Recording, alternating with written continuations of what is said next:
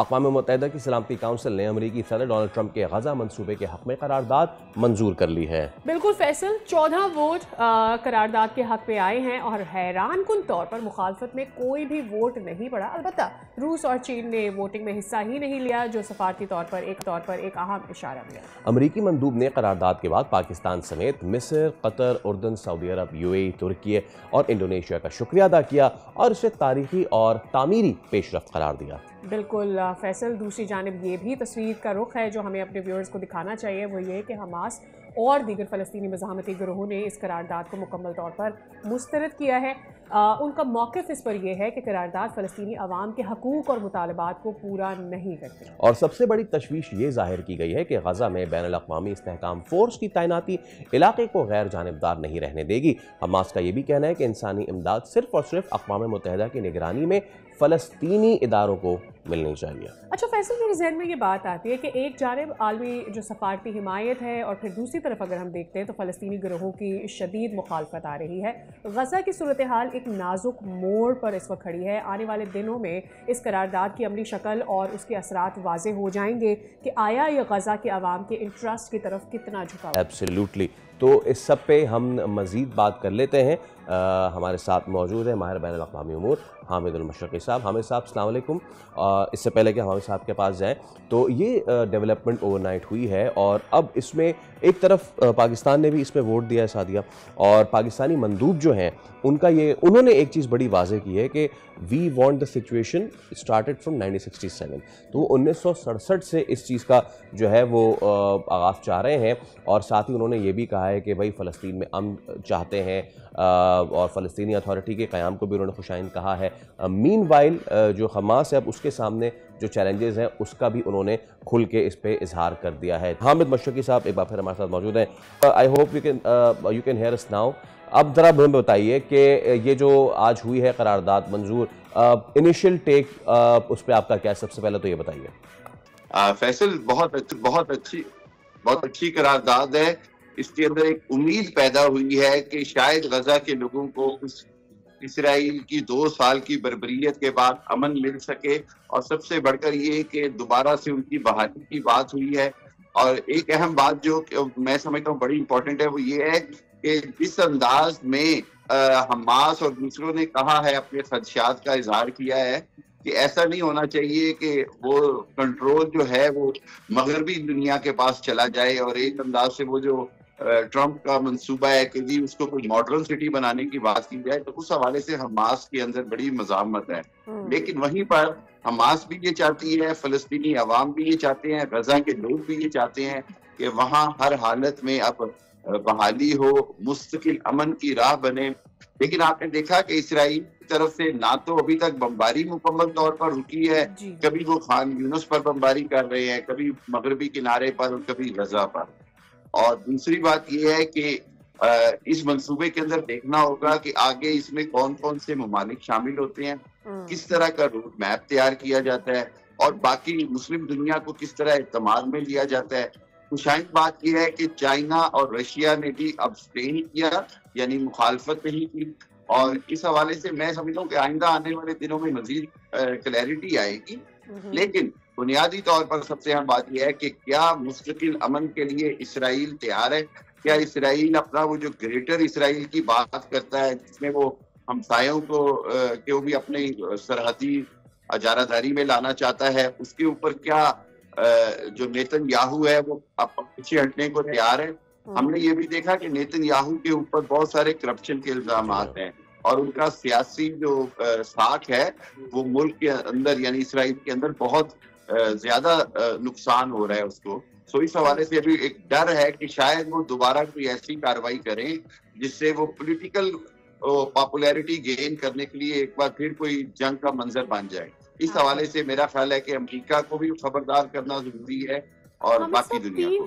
3-4 points ہیں، میں صرف وہ پوائنٹس آپ کے سامنے رکھ دیتی ہوں۔ ایک، نیوٹرل کرنا غزہ کو، کہنے کا مقصد یہ ہے کہ وہاں پر اسرائیلی فورسز نہ موجود ہوں۔ دوسری چیز یہ پیلسٹینین اسٹیٹ کا اپنا وجود۔ تیسری چیز یہ ہے نیتن یاہو کا کہنا کہ ہم پیلسٹینین اسٹیٹ نہیں بننے دیں گے۔ آواز کٹ رہی ہے۔ اچھا حامد صاحب، اب آپ کو میری آواز آ رہی ہے؟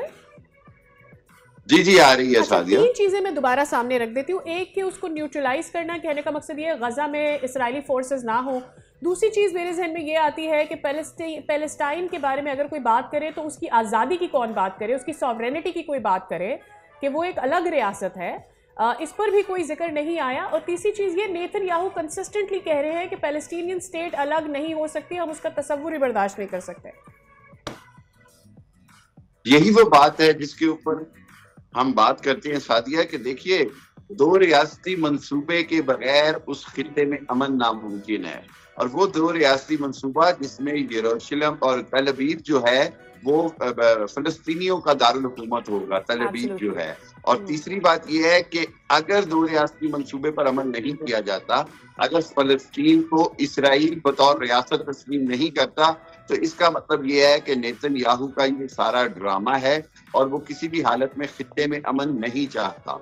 یہ امن کے لیے ضروری ہے کہ فلسطینیوں کو خود مختار ریاست دی جائے، اور ایسی خود مختار ریاست جس کے پاس اپنی فوج ہو، اپنا نظام حکومت ہو، اور کسی بھی طرح وہ فلسطین کے اسرائیل کے زیر تسلط نہ ہو.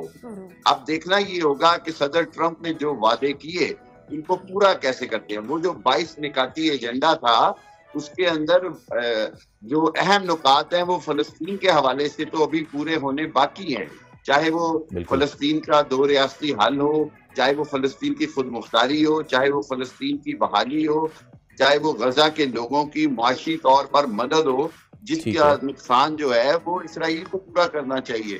لیکن بنیادی بات یہ ہے کہ مسلمان ممالک کا یہاں پر بڑا اہم کردار ہے، جس کو آپ نے دیکھا سلامتی کونسل میں سراہا بھی گیا ہے. لیکن اب آگے چل کے دیکھنا ہوگا کہ یہ کردار کتنا ان کو حامد صاحب میں اس میں بالکل ٹھیک ہے. مسلمان ممالک کس انداز میں فلسطین میں امن کے لیے کام کرتے ہیں، لیکن اقوام متحدہ کو ہر حالت میں اب اسرائیلی جارحیت کو روکنے کے لیے اپنا کردار ادا کرنا ہوگا. اچھا، اس میں سر ایک چیز یہ ہے، یہ جو فورس ہے، اس فورس کے نام میں ہی اس کے جو چھپے ہوئے معنی ہیں میں چاہتا ہوں کہ آپ ہمیں ایکسپلین کریں. This is not a peacekeeping force, یہ اس کا نام نہیں ہے، اس کا نام ہے غزہ اسٹیبلائزیشن فورس. ابھی اس سے میں کیا مطلب سمجھوں؟ یہ فورس جو جائے گی کیا وہ وہاں پہ I don't know کہ وہاں کے جو بیلیجرنٹس ہیں ان کو قابو رکھنے کے لیے جائے گی، امن رکھنے کے لیے جائے گی؟ اگر امن رکھنے کے لیے جائے گی تو پیس کیپنگ فورس، پیس کیپنگ جو دستہ ہے یونائٹڈ نیشنز کا وہ کافی تھا، لیکن نہیں. سو what do this resolution means by Gaza stabilisation force? بہت اچھا کویسچن آپ کا فیصل. دیکھیے بات یہ ہے کہ اگر پیس فورس کے طور پہ جائے تو وہ ایک یونائٹڈ نیشن کا پورا مینڈیٹ ہوتا ہے، جس کے تحت کوئی بھی فورس، چاہے وہ اسرائیل کی ہو یا کوئی بھی ہو، اس کو جو ہے وہ ایک طرح سے اینیمی یا مد مقابل فورس تصور کیا جائے گا، اور پیس فورس کے پاس اختیار ہوتا ہے کہ وہ جوابی کارروائی کر سکے. یہاں پر اسٹیبلائزیشن کے نام کے اوپر تھوڑی کلیئرٹی نہیں دی جا رہی، لیکن ایک بات بڑی واضح بار بار کہی جا رہی ہے کہ اس اسٹیبلائزیشن فورس کا مقصد ہوگا حماس کو غیر مسلح کرنا، حماس کا جو اثر و رسوخ ہے اس کو ختم کرنا. اور یہ جو بات ہے یہ نہ تو غزہ کے فلسطینیوں کے لیے قابل قبول ہوگی، نہ حماس کے لیے، نہ ہی خطے کے باقی مسلمان ممالک کے لیے. جب تک اسرائیل فلسطین کو مکمل خود مختاری نہ دے دے، ایک علیحدہ ریاست کے طور پہ تسلیم نہ کر دے، تو اسٹیبلائزیشن جو ہے وہ غزہ کے بحالی کی حد تک، امدادی کاموں کی حد ہوگی. لیکن بار بار یہ کھڑا ہو رہا ہے کہ اگر اسرائیل پھر جارحیت کرتا ہے تو کیا یہ اسٹیبلائزیشن فورس ہے اس کے پاس اختیار ہوگا جوابی کارروائی کرنے کا؟ کیا یہ جو اسٹیبلائزیشن فورس ہے کہ اپنے بنکرز میں جا کے بیٹھ جائے گی حملہ ہونے کی صورت میں، یا اس کا ری ایکشن کیا ہوگا؟ سب سے بڑی بات یہ ہے کہ آپ کو یہاں پر ایک نیوٹرل فورس نہیں چاہیے، آپ کو غزہ کے انٹرسٹ کی فورس چاہیے جو وہاں پر جو ریہیبلیٹیشن ہے اس کے کام کو میک شور کر سکے. بہت شکریہ حامد. سبسکرائب کریں اور بیل دبائیں تاکہ کوئی خبر رہ نہ جائے.